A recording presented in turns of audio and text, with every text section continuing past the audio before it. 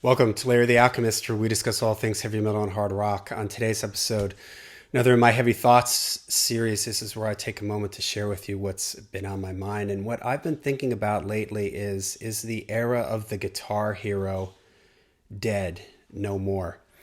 What got me thinking about this is that, well, first of all, in modern music, I'm talking about popular modern music, you don't have that much guitar in this type of music anymore. It's really, really dominated by electronic sounds, keyboards, synthesizers, programmed type computer based type sounds. And it got me thinking that, when I started getting into rock and metal late 70s, early 80s, the guitar was at the forefront of pretty much everything, or a large majority of popular rock music stuff you would hear on your local rock stations and stuff like that. And it seemed like every kid wanted to play guitar. It was I worked at a music store that sold instruments for a little while, and I remember, Christmas, they would have just hundreds of moms and dads buying guitars for their kids and everything, and that has completely changed. And the thing was, back then the kids were buying the guitars because the music they were listening to was guitar driven music. And really, I'm going to say the era of the guitar hero started to end in the 90s, at least, where the guitar hero was a part of popular culture, a very recognizable person, figure.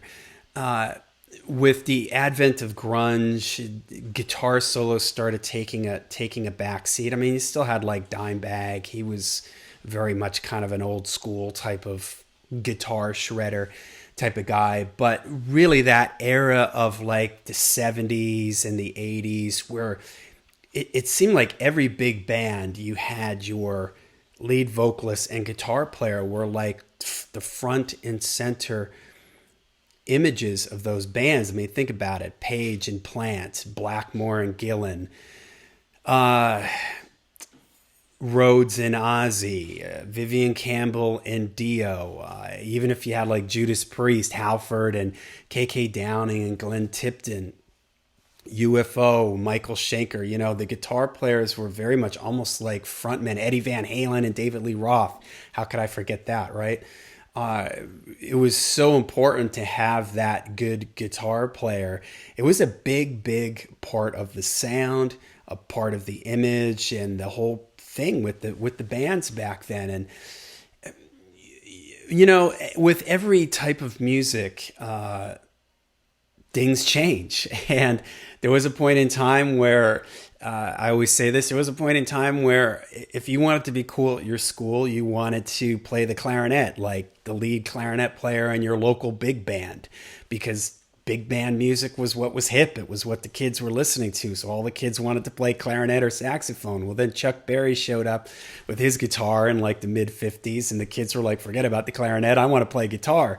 And guitar had a pretty solid run from the 50s, like I said, mid 50s with Chuck Berry, all the way through the 80s. And there was still guitar in the 90s, but it sort of started to take a little bit more of a backseat. You didn't have quite your guitar hero the way you had in the 70s, larger than life guitar heroes like we had in the 70s and the 80s. The 90s, it sort of started to fall a little bit to the wayside. And then really, the 2000s was the last time with like new metal and stuff like that, where there was even a lot of guitar in the sound. I mean, by the time the late 2000s rolled around into the present, I mean, you can still find guitar. And yeah, I know of course, there's a lot of metal bands and stuff that still, but I'm talking about like popular, what kids are listening to, what the teenage kids are listening to. And I did a video, I don't remember what I titled it. It was something like, does music have the same impact on the youth of today as it did on us? I'll try to remember to link it down below. And a lot of the stuff that they listen to is electronic stuff, just doesn't have guitar in it. Or if it does have guitar in it, it's a very sort of minor thing in the background. It's not the dominant thing. It's not like Van Halen, where the guitar is driving all the music, or AC/DC, where it's the guitar, it's all about the guitars. That's just not the case anymore. And in popular music, yes, there's still stuff. Of course, there's still millions of bands putting out in the more underground metal scene and stuff like that, and metal bands that were hard rock bands where there is guitar. But again, like the stuff, if you go down the Spotify top 50 in the US or in the world, you're going to be hard pressed to find a song that is 100% driven by the guitar. I mean, you're going to be hard pressed to find a song that has guitar in it, So there's no question about it that the guitar is not as popular as it used to be, I guess. Whenever I'm in music stores now, I always kind of look around, and sometimes it's refreshing. I was just in a Sam Ash music store not that long ago, and there were two kids there. One of them was like playing Led Zeppelin riffs, and the other kid was playing Metallica riffs. So that was good to see. But still, the majority of the people that I see in these music stores are people like my age. They're older people, and I have friends that still teach guitar lessons and stuff like that. And they all did. There was a point in time where they were teaching 50, 60 kids a week guitar lessons, and now they're down to maybe 15 or so kids that take lessons from them. It's just not as popular. I talked to my son, and very few of his friends play instruments, whereas when I was in high school, it's like everybody seemed to have some experience playing some instrument, a little bit of guitar, they played drums or something. It was like just something that sort of everybody did. Now, I do think that in this day and age, the Guitar Hero thing has sort of shifted, and YouTube has created, let's call them YouTube Guitar Heroes. These guys that are amazing technicians. What is that one guy's name from Periphery? I think is the name of his. Is it? I can't remember his name. He's got all the neck tattoos and everything. He's an incredible player.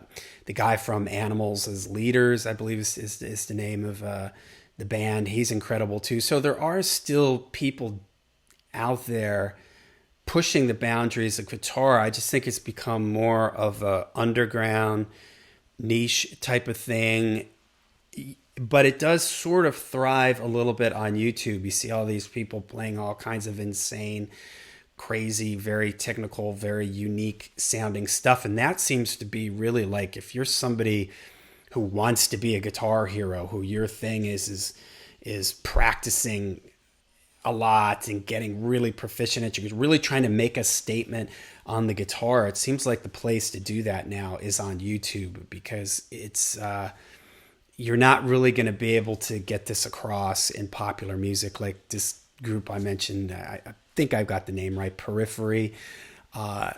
They're just not, they're not a mainstream band by any stretch. So let me know what you guys think. I mean, is the era of the Guitar Hero, is it over, or is it still there? It's just sort of on YouTube or TikTok, or it's just moved sort of to the underground. Will the guitar ever come back where it's something that all the kids want to play, where it's featured in all the contemporary popular music that you hear out there? Will that ever happen? I mean, music does tend to be cyclical, so the kids today that maybe they're tired of the electronic stuff, and a way for you to get attention, ironically enough, is to play guitar, because not a lot of people are playing guitar in mainstream popular pop music. So maybe if you do play guitar and you are a guitar hero, it's really going to make you be unique and make you stand out. So let me know what you guys think about